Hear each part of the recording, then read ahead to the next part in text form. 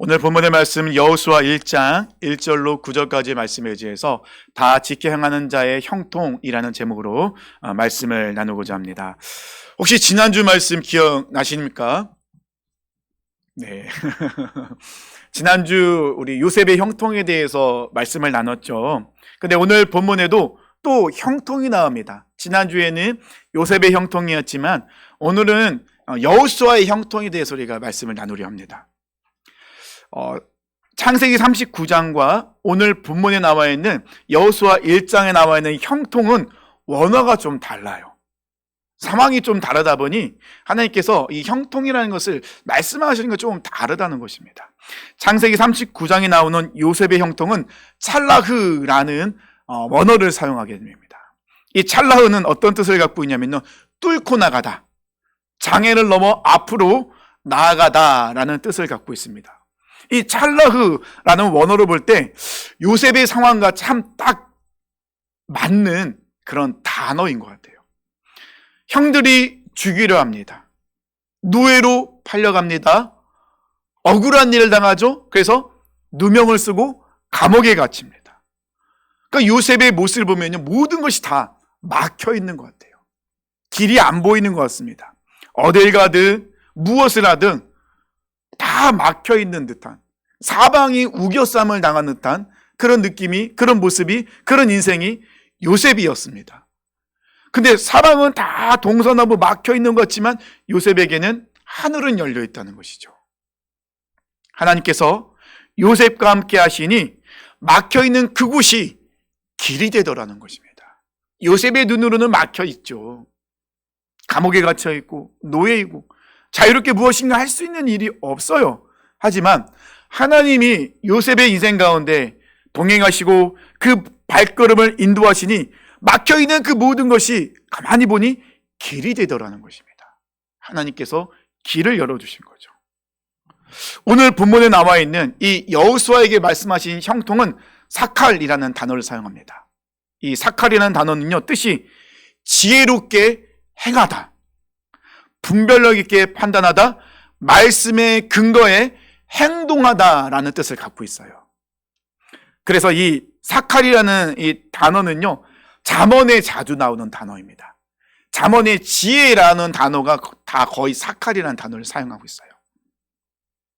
그래서 이 여호수아의 형통은요, 하나님께서 길을 내시는 것보다는 세상 한가운데서 하나님의 말씀으로 기준 삼아 살아가는 지혜로운 삶의 모습, 이것이 여호수아의 형통 사칼이라는 단어의 또 뜻이고 형통의 모습이기도 합니다. 쉽게 말씀드리면요, 요셉의 형통은 감옥에서도 막혀있는 상황에서도 무너지지 않는 삶, 은혜였다면 여호수아의 형통은요, 말씀 위에 그 인생이 세워지는 것, 그 말씀으로 여호수아가 그 모든 어려움들을 뚫어내는 그런 모습이 이 여호수아에 나와 있는 형통의 모습이라는 것입니다. 좀 다르죠? 요셉의 삶과 여호수아의 삶, 요셉의 문제와 여호수아의 문제가 다른데, 근데 공통적으로 형통이라는 단어를 사용하고 있죠. 원어는 다르지만 이 형통이라는 단어에 공통점이 있습니다. 그 공통점이 무엇이냐면요, 요셉도 그렇고요, 여호수아도 그렇고요, 요셉과 여호수아의 인생의 중심에는 하나님이 서 계신 거예요. 요셉과 여호수아, 다른 상황에 있고 다른 문제에 있었지만 하나님께서는 그들의 발걸음을 인도하시고 형통케 하셨거든요. 그 모든 것이 가능했다는 것은 그들의 인생 가운데, 그들의 인생의 중심 가운데 하나님께서 서 계시기 때문에 그 모든 것이 가능했다는 것입니다. 1절은 이렇게 시작합니다. 여호와의 종 모세가 죽은 후에 여호와께서 모세의 수종자 눈의 아들 여호수아에게 말씀하여 이르시되. 지금 이스라엘은 굉장히 중요한 시점에 서 있습니다. 어떤 시점이냐면요, 여호수아가 기록된 시점은 지금 요단강에서 강 건너를 바라보면 가나안 땅이 보여요. 가나안 땅은 하나님께서 아브람과 이삭과 야곱에게, 그들의 믿음의 조상에게 약속하신 젖과 꿀이 흐르는 땅, 하나님이 그들에게 약속하신 땅, 그 땅이 보입니다. 출애굽하고 광야 40년의 시간 속에서 얼마나 힘들었습니까? 그 모든 시간을 잘 버티고 견디고 이제 요단강까지 건너왔어요. 이제는 건너가서 가나안 땅을 점령하면 됩니다. 근데 그 중요한 시점에 그들을 인도했던 지도자였던 여호와의 종이었던 모세가 죽은 거예요. 모세는요, 병들어 죽은 것이 아닙니다. 이 모세는요, 전쟁을 하다가 전사한 것도 아니에요. 신명기 34장 7절 보니까요, 모세가 죽을 때 나이가 120세였으나 그의 눈이 흐리지 아니하였고 기력이 쇠하지 아니하였더라. 모세가 120세에 죽었거든요. 근데 눈이 조금도 흐리지 않았대요. 그리고 기력이 쇠하지 아니하였다고 말씀하고 있습니다. 그러니까 모세는 병에 들어서 아니면 너무 기력이 없어서 그렇게 죽은 것이 아니라고 분명히 성경에서 말씀하고 있습니다. 그러면 모세가 죽은 이유가 무엇입니까? 가나안에 들어가지 못한 이유가 무엇입니까? 신명기 32장 50절 52절 이렇게 설명하고 있습니다. 내 형 아론이 모세를 얘기하는 거죠. 호르산에 죽어 그의 조상에게로 돌아간 것 같이 너도 모세입니다. 올라가는 이 산에서 죽어 내 조상에게로 돌아가리니 이는 너희가 신 광야 가데스의 무리바 물가에서 이스라엘 자손 중 내게 범죄하여 내 거룩함을 이스라엘 자손 중에 나타내지 아니한 까닭이라. 내가 이스라엘 자손에게 주는 땅을 맞은편에서 바라보기는 하려니와 그리로 들어가지는 못하리라 하시니라. 모세가 요단강을 건너 가나안에 들어가지 못한 이유를 분명히 말씀하고 있죠. 출애굽 1세대는요 딱 2명을 제외하고는 다 죽었습니다. 모세조차도 죽었잖아요. 그 2명은 누구죠? 여호수아와 갈렙입니다. 가나안에 들어가기 전에 모세는요 12명의 정탐꾼을 가나안으로 보냅니다. 가나안에 12명이 돌아다니고 돌아옵니다. 40일을 정탐하고 오죠. 10명의 정탐꾼들은요 자기들이 본 있는 그대로를 이야기하는 것에 자기의 생각을 넣습니다. 어떤 생각을 넣었죠? 부정적인 생각. 과연 그 땅은 젖과 꿀이 흐르는 땅이더라.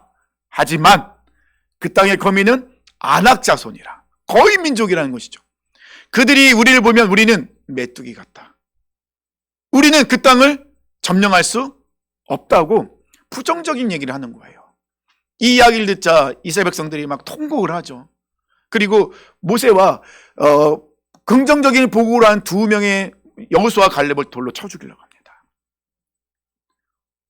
우리가 죽을 곳이 없어서 애굽에서 나왔느냐, 하나님의 말씀을 믿지 않고 신뢰하지 않고 불평합니다. 불만합니다. 원망합니다. 그래서 결국 그들이 말한 대로 이스라엘 백성들은 광야에서 죽습니다. 모세는요 무리바 사건, 무리바에 물이 없습니다. 이스라엘 백성이 또 불평과 불만을 쏟아내기 시작합니다. 이때 하나님께서 모세에게 말씀하십니다. 너는 한 반석을 명하여 물을 내라 명령하셨어요. 근데 모세가 화가 난 거예요. 이스라엘 백성들의 그 끊임없이 불평과 불만으로 늘 살아가는 하나님의 말씀을 신뢰하지 못하는 그 이스라엘 백성의 모습도 화가 났습니다. 하나님은 분명히 말씀하셨죠. 너는 반석을 명하여, 말씀으로 명하여 물이 내라라고 명령하셨는데 모세가 그만 하나님의 말씀에 자기의 감정을 실었어요. 어떻게 합니까? 화가 나서 반석을 2번 내려칩니다. 그래서 물을 내요. 이 행동은 단순한 실수가 아닙니다. 하나님의 말씀 방식, 하나님의 일하심의 방식을 뒤집은 것 같아요. 왜냐면요 모세는 지도자잖아요. 그 모세의 모습을 보면서 백성들은 오해할 수 있어요. 하나님에 대해서. 하나님은 분노와 강압으로 움직이시는 분이신가? 하나님 이렇게 화를 내면서 우리에게 말씀하시는 분이신가? 하나님은 그렇게 말씀한 적 없으시거든요. 결국 이 반석에서 물을 내므로 인하여서 하나님의 살아계심과 영광을 드러내야 될 그 자리에서 모세는 하나님의 말씀에 자기의 이 감정을 섞음으로 인하여서 하나님의 영광을 드러내지 못해요. 하나님의 거룩하심을 드러내지 못합니다. 결국 이 사건 때문에 모세는 가나안에 들어가지 못해요. 은혜는 오직 하나님께로부터 나오는 것입니다. 모세가 은혜를 끼친 게 아니에요. 모세는 통로예요. 그럼 통로답게 가야 되는데 이 부분을 모세가 그만 감정의 휩쓸려 놓치고 있었던 거예요. 그럼에도 불구하고 하나님 은혜는 흘러가죠. 반석에서 물이 나와 이스라엘 백성들은 살아갑니다. 하지만 은혜를 전하는 방식은 철저하게 하나님의 말씀대로예요. 하나님의 말씀대로 은혜는 흘러가야 됩니다. 이런 상황 속에서 여호수아는 200만 명이 되는 이스라엘 백성들을 이끌고 하나님께서 약속하신 가나안 땅으로 들어가야 돼요.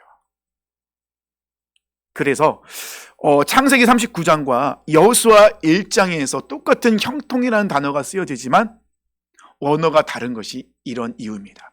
요셉이 처해 있는 상황이 다르고 여호수아가 처해 있는 상황은 다르지만 하나님께서는 그 상황에 맞게끔 그들의 발걸음을 인도하고 형통케 하신 분은 하나님이시라는 거예요.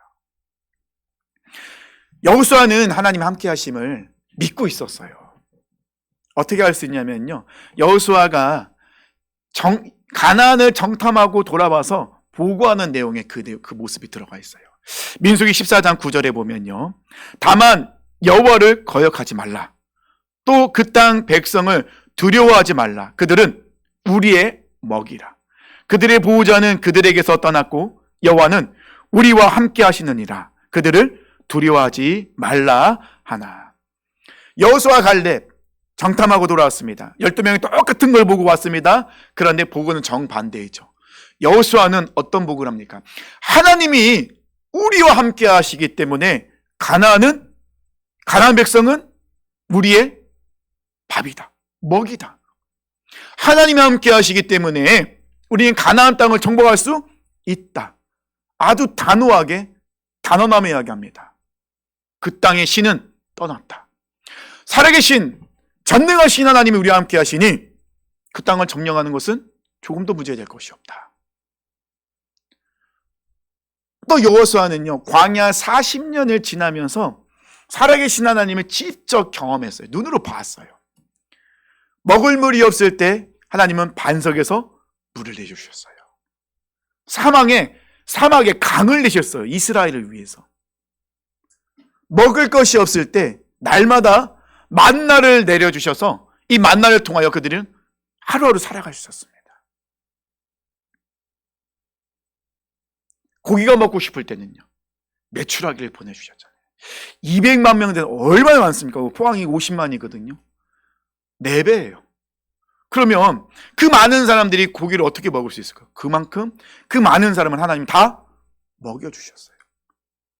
신명기 29장 5절에 이런 말씀이 있습니다. 주께서 40년 동안 너희를 광야에서 인도하셨거니와 너희 몸의 옷이 낡아지지 아니하였고 너희 발의 신이 헤어지지 아니하였으며. 40년 동안 이스라엘 백성들이 살아가는데요, 굶지도 않습니다. 굶어 죽은 사람 한 명도 없습니다. 갈증으로 죽은 사람 한 명도 없습니다. 옷은 낡아지지 않고 발의 신발은 헤어지지 않았습니다. 하나님이 입히시고 먹이시고 보호하시고 인도하셨습니다. 40년 동안이나. 어디에서요? 광야에서. 그 척박한 땅 광야에서. 하나님이 함께 하시지 않으면 그들은 광야를 살아갈 수 없었죠. 모세는요, 신에서는 십계명을 받았습니다. 하나님의 말씀으로 살아간 자였죠. 자, 그러면 이 여호수아는 분명히 정탐을 하고 와서 하나님의 함께 하심을 고백했습니다. 광야에서 40년을 지나면서 하나님이 함께 하시는 것을 직접 경험했습니다. 그런데 오늘 말씀 보니까요, 여호수아는 하나님이 함께 하심을 알고 경험했음에도 불구하고 두려워하는 마음을 갖고 있었어요. 그러면 여호수아는 무엇이 두려웠을까요? 여호수아는 무엇 때문에 주저하면서 발걸음을 내딛지 못하고 있었을까요? 여호수아가 두려워했던 것은요, 무서워했던 것은, 어려워했던 것은요, 200만 명을 되는 이 이스라엘 백성들을 어떻게 인도할 것이냐. 어디로요? 가나안으로.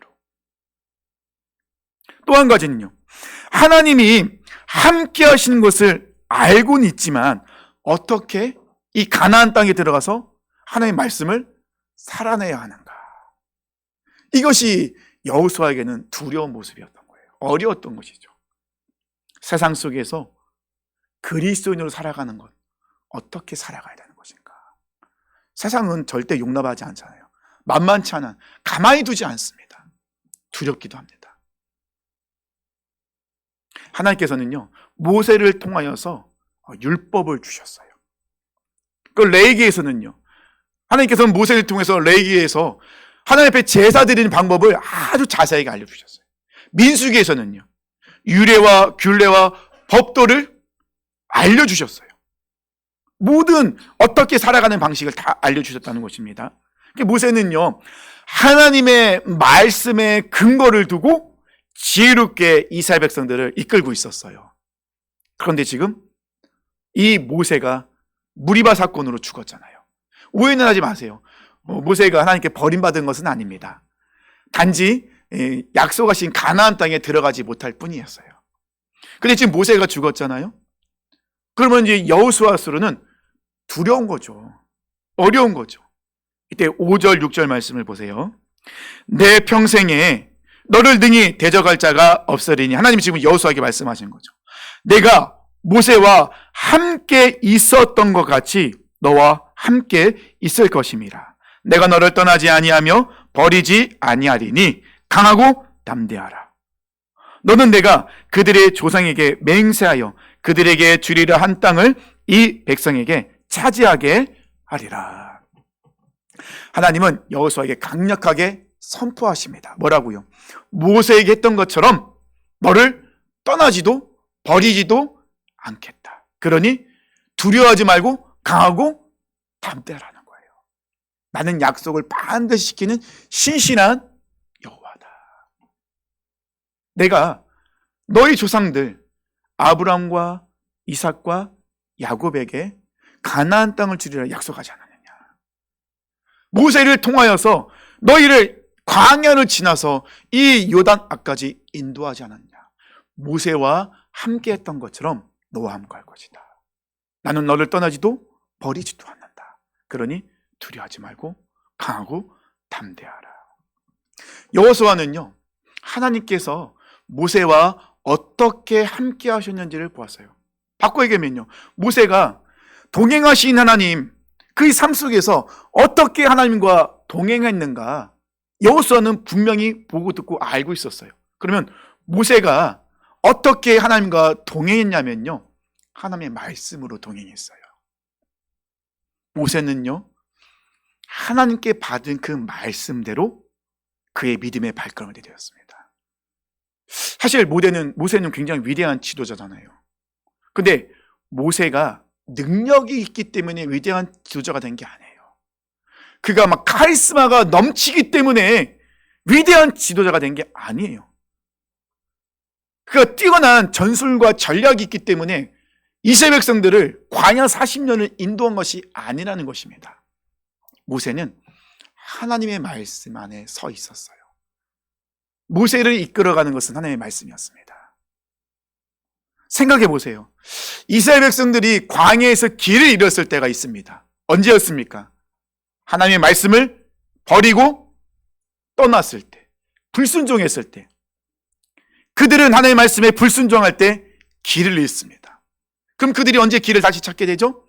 깨닫고 하나님의 말씀에게로 돌아왔을 때, 그들이 하나님의 말씀에 순종했을 때 그들은 다시 길을 찾습니다. 오늘 본문에서도요, 하나님께서 여호수아에게 함께 하시겠다고, 그리고 약속한 것을 지키겠다고 말씀하시면서 7절 8절 말씀하십니다. 오직 강하고 극히 담대하여 나의 종 모세가 내게 명령한 그 율법을 다 지켜 행하고 우로나 좌로나 치우치지 말라. 그리하면 어디로 가든지 형통하리니. 언제 형통한다고 말씀합니까? 모세가 너희에게 알려준 율법대로 지켜 행하면. 이 율법책을 내 입에서 떠나지 말게 하며 주야로 그것을 묵상하여 그 안에 기록된 대로 다 지켜 행하라. 그리하면 내 길이 평탄하게 될 것이며 내가 형통하리로다. 하나님께서 강조하신 것은요, 분명하게 여호수아에게 알려주신 것은요, 하나예요. 모세가 광야에서 나와 함께 할 수 있었던 것은 모세가 말씀을 붙잡고 있었기 때문에, 모세가 하나님이 주신 율법을 붙잡고 있었기 때문에, 율법, 하나님의 말씀에 서 있었기 때문에 이 모세는 강하고 담대하게 지혜롭게 광야 40년을 지나올 수 있었어요. 길을 잃지 않습니다. 대지기와도 두려워하지 않습니다. 모세는요, 말씀에 서 있었어요. 여호수아는 그것을 보고 알았었어요. 그래서 하나님께서 여호수아에게 다시 한번 알려주시는 거예요. 모세가 너희에게 율법을 그대로 알려주지 않았느냐. 그러면 모세가 너희에게 알려준 율법을 다 지켜 행하며 너희 모든 인생은 형통한다. 너희 가는 길이 평탄할 것이고 너희들은 형통한 길을 가게 된다. 하나님께서 말씀하신 것은요, 강조하신 것은요, 하나님의 말씀이더라고요.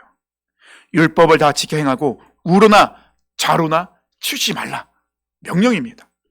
이 율법책의 말씀을 늘 읽고 밤낮으로 그것을 공부하고 이 율법책에 쓰여진 대로 모든 것을 성심껏 힘써 지켜가라. 그러니까 여호수아에게 하나님 말씀하신 건 딱 하나네요. 뭐죠? 말씀대로 살아라. 말씀을 강조하고 계십니다. 우로나 좌로나 치우치지 말라라고 나와 있는데, 이거는 원어로 보면요, 이 우로나 좌로나 치우치지 않는다는 것은 빗나가다, 방향을 돌이키다라는 뜻이 있어요. 그 말은 뭡니까? 우리가 갈짓자로 우리 인생을 살아가는 것은요, 지금 치우쳤다는 거예요. 왜 치우쳤냐? 기준이 명확하지 않기 때문에 그래요. 세상의 기준을 두고 세상의 가치관을 기준을 두다 보면 갈짓자로 갈 수밖에 없다는 것입니다. 근데 하나님의 말씀에 기준을 두면 치우치지 않는다는 거예요. 모세가 그 길을 걸어왔잖아요. 광야에서. 그리고 모세가 이끄는 그 길을 갔던 이스라엘 백성들이 그렇게 그 길을 따라왔잖아요. 여호수아도요. 그래서 8절에서는요, 그렇게 살아가는 삶에서 구체적인 실천 방향이 나와요. 첫 번째는 뭡니까? 입에서 떠나지 말게 하며. 입에서 떠나지 말게 하면은요, 항상 말씀을 읽고 외우라는 거예요. 그래서 우리는 지금 정경이 성경 통독하고 있잖아요. 성경 통독 힘들죠. 쉽지는 않습니다. 근데 우리는 창세기부터 요한계시록에 가는 그 과정 속에서 끝까지 중간에 포기하지 않고 가면 좋아요. 놓치지 않고 가면 좋은데 중간중간 놓쳐요. 그러면 다 포기해버려요. 안 됩니다. 분명히 하나님 말씀하신 건 뭐죠? 입에서 떠나지 말게 하며예요. 놓쳐도 다시 시작하면 돼요. 다시 그쪽부터 일어나서 말씀을 읽고 암송하며 나가면 됩니다. 중요한 건 뭐예요? 말씀을 매일매일 읽느냐. 이게 중요한 거죠. 두 번째 말씀하신 건 뭐죠? 주야로 묵상하며. 이 묵상하다. 언제 어떻게 묵상하라고요? 주야, 밤낮으로 쉬지 말고. 묵상하다의 원의 뜻은 알고 계시죠? 되새김질하다. 소가 되새김질하는 모습, 그 모습이 묵상하다예요. 소는 위가 4개이기도 하지만 소는 위병이 없습니다. 왜냐하면 소는 끊임없이 자기가 먹은 음식을 계속해서 어디게 씹습니다. 침과 섞습니다. 완전히 소화가 되도록 만들어서 넘기는 거예요. 그러니 위에 병이 생길 수가 없어요. 묵상하다는 그거예요. 끊임없이 말씀을 읽고 또 읽고 생각하고 또 생각하고 그것을 생각으로 끝나는 것이 아니라 삶 가운데 적용해서 살아내라는 겁니다. 이걸 묵상하는 겁니다. 내가 한 번 말씀 듣고 한 번 말씀 읽고 끝내는 게 아니에요. 주야예요, 주야. 항상 어딜 가든지 말씀이 떠올라야 되고 말씀을 묵상하며 살아가야 되는 것이죠. 세 번째는 뭡니까? 그 안에 기록된 대로 다 지켜 행하라. 삶 속에 살아내라는 거예요. 소가요, 그렇게 열심히 씹었는데 뱉어버리면 아무 소용없잖아요. 씹었으면 어떻게 해요? 삼켜야 영양분이 공급되죠. 우리가 듣고 깨달았어요. 근데 삶 속에 실천하지 않으면 아무 소용이 없죠. 교회에서는 목사인데 집에 가서는 목사가 아니면 안 되겠죠. 물론 아버지긴 하지만 교회에서는 말씀을 듣고 결단하고 막 말씀대로 살아갈처럼 이야기하는데 세상 가면 똑같아요. 다른 게 하나도 없어요. 하나님께서는 가나안으로 들어가는 이스라엘 백성들이 분명히 말씀하십니다. 너희와 가나안 사람들은 다르다. 무엇이 다릅니까? 너희는 말씀을 지키는 자들, 말씀을 살아내는 자들이잖아. 다를 수밖에 없다는 거예요. 끊임없이 되새김질한 거, 묵상한 말씀을 내 삶에 적용하고 살아내라는 거죠. 작은 것부터라도. 큰 거 하려고 작은 것을 무시하지 말고 작은 것부터 차근차근 살아내라는 것입니다. 여호수아의 형통은요, 문제가 사라진 약속이 아니었어요. 여호수아의 형통은 문제 한가운데서 말씀을 기준으로 살아갈 수 있는 삶의 능력과 지혜였다는 것입니다. 말씀을 마무리하겠습니다. 정리할게요.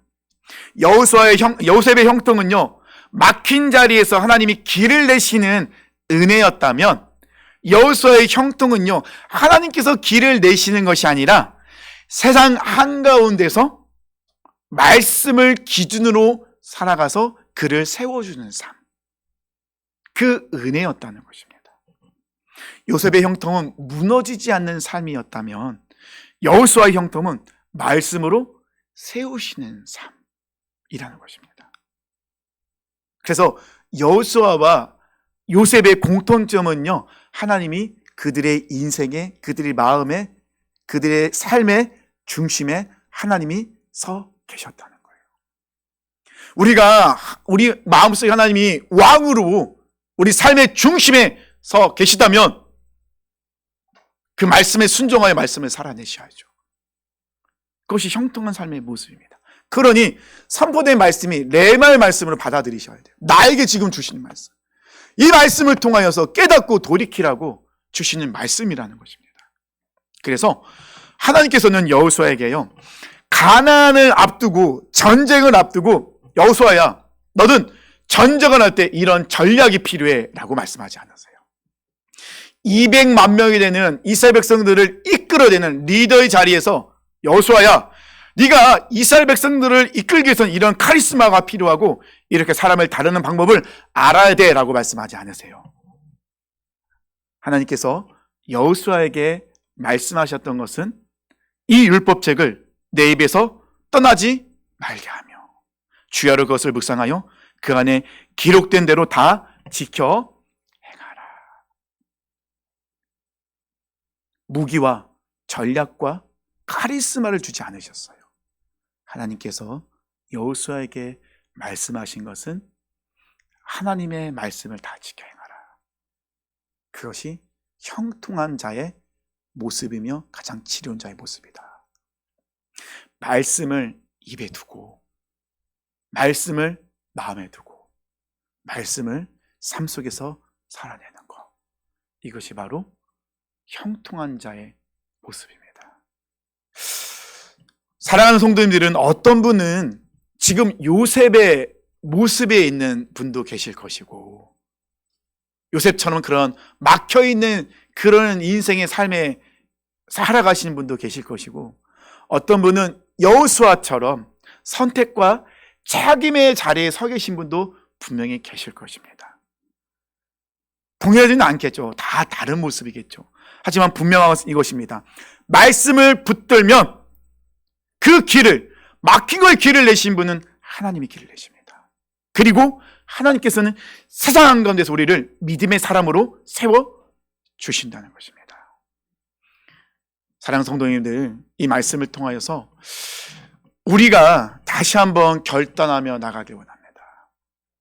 사실 모든 말씀의 결론은 거의 똑같아요. 무엇이겠습니까? 말씀과 기도. 기도보다 말씀보다 앞서지 않는 것.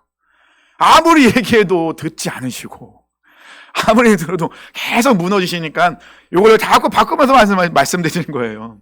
중요한 것은 말씀을 읽으셔야 돼요. 말씀을 들으셔야 돼요. 말씀을 들으실 때는 어떻게 들으셔야 한다고요? 레마의 말씀으로. 나에게 지금 주시는 말씀. 근데 이 말씀은요, 너무나도 신기하게 우리가 레마의 말씀을 듣고 이 말씀에 순종하기로 결단하며 믿음의 발걸음 내들면 각자의 삶에, 어떤 사람은 요셉에 있는 모습, 어떤 사람은 아브라함, 어떤 사람은 각자의 삶 속에서 이 말씀이 역사할 때 놀랍게도 하나님께서는 길을 내시고 사막의 강을 만드시고 세상 속에서 사랑의 기준에 넘어지는 것이 아니라 믿음의 용서를 굳게 서 있을 수 있는 힘과 능력과 지혜를 주시는 것입니다. 사랑하는 성도님들, 다시 한번 결단했으면 좋겠습니다. 우리는 하나님의 말씀으로 코람되고 하나님 앞에 서 있는 자들입니다.